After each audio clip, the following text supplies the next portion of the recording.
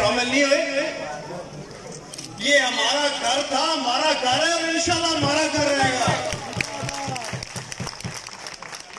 मेरे से पहले तकरीरों में जिक्र हुआ हुसैन हाउस का, तो आज जब मैं आ रहा था रास्ते में बजाज साहब ने मुझे कहा कि ये बात बेटा तुम्हें पता होनी चाहिए कि हुसैन हाउस बनाने की जो सोच थी वो मलिक वारिस साहब की थी। उन्होंने मुझे यहाँ पे इसी डेरे पे बुला के कहा कि चौधरी साहब आपका यहाँ पे घर होना चाहिए, ये आपकी यूनियन काउंसिल है। और वहां से फैसला हुआ था कि इस यूनियन काउंसिल में हुसैन हाउस बने। और आप सारों ने वादे तौर पे हमेशा साबित किया कि ये वाकई हमारे घर की काउंसिल है, हमारे घर की यूनियन काउंसिल है। और इंशाल्लाह ताला हमेशा से मेरे वालिद साहब ने भी इसको अपने घर की काउंसिल समझा और हमेशा आपके साथ कंधे से कंधा मिला के आपका साथ दिया। उसी तरह इंशाल्लाह ताला मैं भी आगे चलते हुए इसको पहले भी अपने घर की काउंसिल समझता था, आइंदा भी इंशाल्लाह ताला अपने घर की काउंसिल समझ के काम करूंगा। आज का दिन मेरे लिए बड़ा स्पेशल है। मेरे वालिद साहब के लिए शायद उससे भी ज्यादा आज खुशी का दिन है, लेकिन मेरे वालिद साहब आज यहाँ आ नहीं सके। मेरे छोटे भाई की अचानक तबीयत जरा खराब हुई थी तो उनको उसके पास इस्लामाबाद रहना पड़ गया। लेकिन मैं समझता हूँ कि ये मेरे लिए मेरे या ये किस्मत है या आप लोगों का प्यार, आप लोगों की मोहब्बत है कि जिस खानदान का मेरे दादा चौधरी ज़ोहर शहीद के साथ ताल्लुक था, जिस खानदान का मेरे वालिद साहब के साथ ताल्लुक था, अगर किसी वजह से हमारा आना जाना यहाँ पे कम हो गया तो मैं समझता हूँ कि ये मेरी खुशकिस्मती है कि आज दोबारा आप लोगों ने मुझे यहाँ पे बुलाया है। ये मेरी खुशकिस्मती है कि आज मैं खुशी से और फख्र से अपने वालिद साहब को कह सकता हूँ, चौधरी परवेज राय साहब को, चौधरी शुजात साहब को कह सकता हूँ कि जो आपके साथी थे, जो किसी वजह से नाराज थे, आज वो भी वापस हाजिर हो गए। और ये मेरे लिए बहुत बड़ा एहसास है कि जिस घर में खड़े होके मेरे दादा तकरीर करते थे, जिस घर में खड़े होके मेरे वालिद साहब तकरीर करते थे, आज मुझे भी मौका मिला उसी घर में खड़े होकर तकरीर करना। रोशन पाकिस्तान, रोशन काफ लीग, रोशन काफ लीग। यूनियन काउंसिल के हवाले से सादत साहब भी बातें करके की हैं, गोदल साहब ने भी बताया। डेवलपमेंट के काम आपके 2 साल में हमने काफी हद तक किए हैं, लेकिन मुझे भी इस बात का एहसास है कि अभी बड़ा लंबा रास्ता पड़ा है। जो काम हुए ये दरिया का एक पहला कतरा था, इसको अभी हमने इंशाल्लाह ताला मजीद बढ़ाना है। अगर इस यूनियन काउंसिल को हमने अपने घर की यूनियन काउंसिल कहा है तो साबित करके भी दिखाना है कि ये हमारे घर की काउंसिल है। इंशाल्लाह ताला जिस तरीके से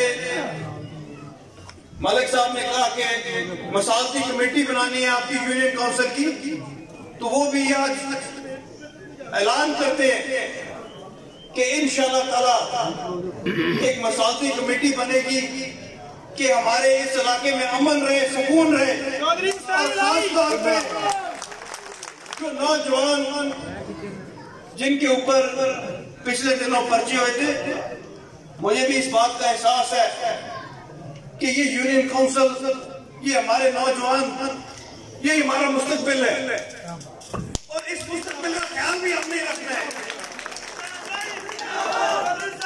इंशाअल्लाह ताला अमन के साथ इस यूनियन काउंसिल में चलेंगे इंशाअल्लाह ताला, नेक नीति के साथ इस यूनियन काउंसिल में चलेंगे।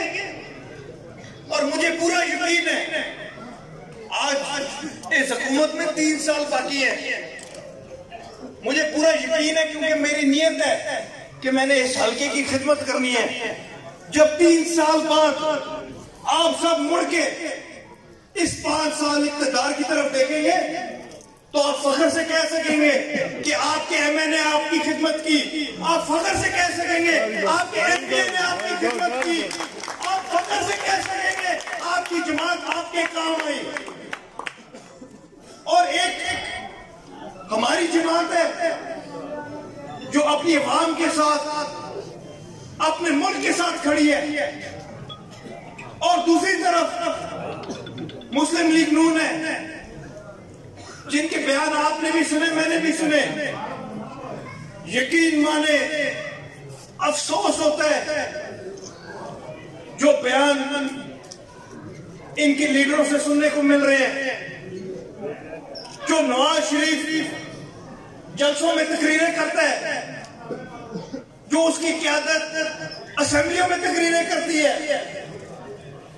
ये आप सारे यहां जो इकट्ठे हुए हैं, आप ये बात बताएं कि ये लोग अपने इलाके से इतने लापता हो गए हैं। पिंडों में से जब फौज के ट्रक गुजरते हैं, बच्चा बच्चा बाहर आके सलूट मारता है।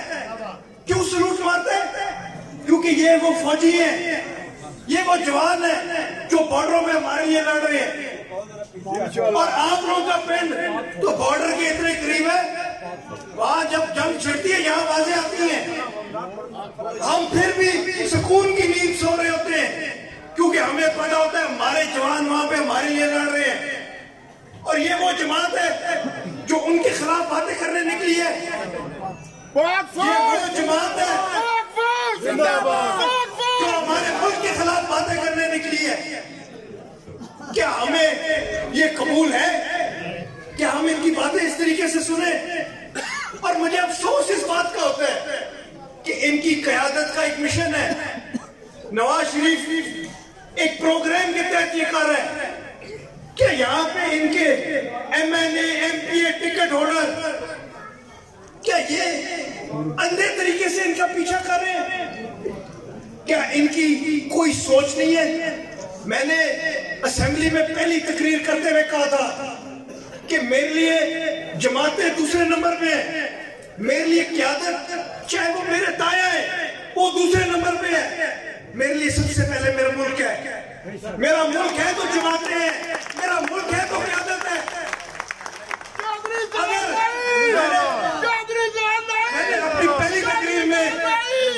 मैंने अपनी पहली तकरीर में इधर आपकी यूनियन काउंसिल में मैं कर रहा था तकरीर, मैंने अपनी तकरीर में कहा था कि अगर शुजात साहब, परवेज साहब कोई ऐसा फैसला ले जो मेरी अवाम को ना पसंद हो, मेरे हल्के के लोगों को ना पसंद हो, तो मैंने कसम खा के कहा था उनके खिलाफ भी खड़ा हो सकता हूँ। जब मैं अपने खानदान के खिलाफ, अपने मुल्क के लिए खड़ा हो सकता हूँ, तो ये एमएनए एमपीए टिकट होल्डर जो आज नवाज शरीफ की उस तकरीर को वाह करते हैं, वो किस मुंह से जाके वोट मांगेंगे? आगे अपने मुल्क के खिलाफ चलने के वोट मांगेंगे, अपनी फौज के खिलाफ चलने के वोट मांगेंगे। हार जीत इलेक्शन का हिस्सा होता है। 2018 में चौधरी परवेज रई साहब वजीर आजम के उम्मीदवार थे, लेकिन हम 2008 का इलेक्शन हार गए। 2013 में वजाद साहब एमएनए का इलेक्शन हार गए। क्या 2013 के इलेक्शन के बाद आपने मेरी जुबान पे एक दफा भी सुने कि मैंने कहा हो 2013 में धांधली हुई थी, मैंने कहा हो कोई और ताकतें थी जिन्होंने इनको जिताया? नहीं, मैंने कहा कि मैं अपनी अवाम की दिलों में जगह बनाऊंगा। मैंने कहा मैं हल्के में निकलूंगा। अगर मेरे वालिद साहब 2013 में हार गए तो उसका हम बदला इलेक्शनों में लेंगे। लेकिन अफसोस ये होता है कि इन लोगों को लगता है कि इक़्तिदार पूरी जिंदगी इनके पास ही रहना है। इक़्तिदार आने जाने वाली चीज होती है, अगर इलेक्शन हार गए तो ये समझे कि अवाम ने आप लोगों को वोट नहीं दिए। अवाम के वोटों से इंसान जीतता है, अवाम के वोटों से ही हारता है। लेकिन इन्होंने इल्जाम लगाया हमारी इंस्टीट्यूशंस पे कि उन्होंने ये इलेक्शन मैनेज किया था, इल्जाम लगाया हमारी फौज पे। ये बात उनके ज़हनों में भी नहीं आती कि शायद भले मानस अवाम ने हमें वोट नहीं दिया, शायद लोगों ने हमें पसंद नहीं किया। लेकिन आप लोगों ने 2018 में साबित कर दिया था कि अवाम की आवाज के आगे किसी की आवाज नहीं चलती, और 2023 में भी इंशाल्लाह ताला आप लोग साबित कर देंगे कि अवाम की आवाज के आगे किसी की आवाज नहीं चलती। पाकिस्तान का अमलीग, पाकिस्तान का अमलीग, चौधरी उजाद खान, चौधरी उजाद खान, चौधरी साल नहीं, चौधरी साल नहीं। मेरे से लोग अक्सर पूछते हैं कि चौधरी साहब ना इलेक्शन आ रहे हैं, बलदियाती इलेक्शन भी आगे लगे हैं, तो आप अपने हल्के में ऐसे कैंपेन क्यों चला रहे हैं जिस तरह कल इलेक्शन होने जा रहा है? मैं इसलिए अपने हल्के में कैंपेन भी चला रहा हूं, मैं इसलिए अपने हल्के में हाजिर भी हो रहा हूं क्योंकि मुझे इस बात का इल्म है कि आप लोग हैं जिन्होंने मुझे इस मुकाम तक पहुंचाया है, और आप लोगों की दुआओं के साथ, आप लोगों की मेहनत के साथ इंशाल्लाह ताला अगली दफा भी इसी मुकाम पे आऊंगा। और आने वाले वक्त में आप लोगों को अपने हल्के में वाज़ेह तौर पे नजर आएगा कि इंशाल्लाह ताला जिस तब्दीली का वादा इमरान खान ने किया था, वो मुल्क में तब्दीली आती है नहीं आती वो अलग बात है। इंशाल्लाह ताला आपके हल्के में तब्दीली आएगी और आप लोगों को नजर आएगा।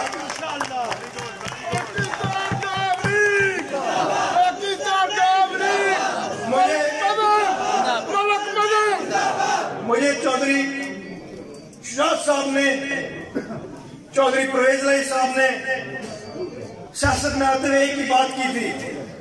उन्होंने कहा था जो मर्जी हो जाए अपने उसूलों पे टक के खड़े रहना।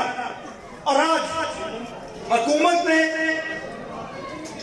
गंदम का अगले साल का रेट जो हमारे फार्मरों से लेने वो 1600 सेट किया था। हम इस हुकूमत का हिस्सा है। परवेज अली साहब इस हुकूमत के स्पीकर हैं, लेकिन परवेज साहब ना डरे ना चुप रहे। उन्होंने अगले दिन बयान दिया 2000 होना चाहिए रेट। हमारे फार्मरों की हमने हिफाजत नहीं करनी तो किसने करनी है? अगर गंदम 1600 रुपए की आपसे हुकूमत खरीदेगी तो हमारे फार्मर का क्या बनेगा उसके साथ? जो यूक्रेन से गंदम आती है वो 2100-2200 पे खरीदते हैं और अपने किसानों से हम 1600 पे लेते हैं। परवेज साहब ने अगले दिन ही बयान देके कहा था कि ये बात असेंबली में आई तो हमें हरगिज मंजूर नहीं होगी। हम अपने किसानों के लिए खड़े हैं, हम अपने फार्मर के लिए खड़े हैं, क्योंकि हमें पता है कि हमारे इलाके के लोग, हमारे पंजाब के लोग, हमारे मुल्क के लोग किन मुश्किलात का सामना करते हैं। और दूसरी तरफ वो क़यादत है जिनसे पूछ ले कि अंडों की क्या कीमत है, उनको ये नहीं पता था किलो में बिकते हैं या दर्जन में बिकते हैं। पाकिस्तान का अमरीक, मुझे हैरानगी होती है, पाकिस्तान का अमरीक, मुझे हैरानगी होती है कि ये हमारे मुल्क को अगली दफा संभालेंगे, ये अगले वजीर आजम के उम्मीदवार है। मेरे से वजाद साहब अक्सर बात करते हैं कि हुसैन जब हल्के में जाते हो तो अपने आप को संभाल के जाया करो। ये आपने देखा होगा, ये जो नए नए लीडर आ रहे हैं इनके कपड़ों के मायम में वो हल्का सा भी हिचकिचाहट नहीं होती। वजाद साहब ने मुझे कहा कि हुसैन अब MLA बन गए हो, अब वेस्ट कोट पहना करो, बाल अच्छे तरीके से कंघी रखा करो, जब हल्के में जाओ या असेंबली में जाओ। तो मैं अपने वालिद साहब को कहा कि मैं उन लीडरों की तरह नहीं हूं जो वेस्ट को चढ़ा के असेंबली में जाके बैठ जाते हैं। मैं वो हूं जो अपने हल्के में रहता है, अपनी आवाम में रहता है। मैं वो हूं जो रात को घर जाके देखे कि मेरे शलवार कमीज का माया अभी तक लगे तो मुझे लगेगा मैंने कामयाबी किया। इन लीडरों ने अगर हमारे मुल्क का मुस्तकबिल का फैसला करना है तो मैं समझता हूं कि हमारा तो कोई फायदा नहीं है। इनको क्या पता हमारे मुल्क के मसाइल क्या है। कभी पिंड में आके हमारे बुजुर्गों से पूछें कि उनको किन मुश्किलात का सामना करना पड़ता है। कभी पिंडों में आके माँ बहनों से पूछें कि उनके घरों में क्या क्या मुसीबतें गुजरती हैं। इनको क़यादत मिली वो ये आज दिन तक संभाल रहे हैं, लेकिन इंशाअल्लाह ताला आप लोगों की दुआओं के साथ जो प्यार आप लोगों ने हमेशा मुझे दिखाया उसके साथ मेरा आप लोगों से ये वादा है, चाहे कोई भी जमात की क़यादत आगे है, अगर इनको आप लोगों के दुख दर्द का नहीं पता, आप लोगों का भतीजा आप लोगों की आवाज बनेगा।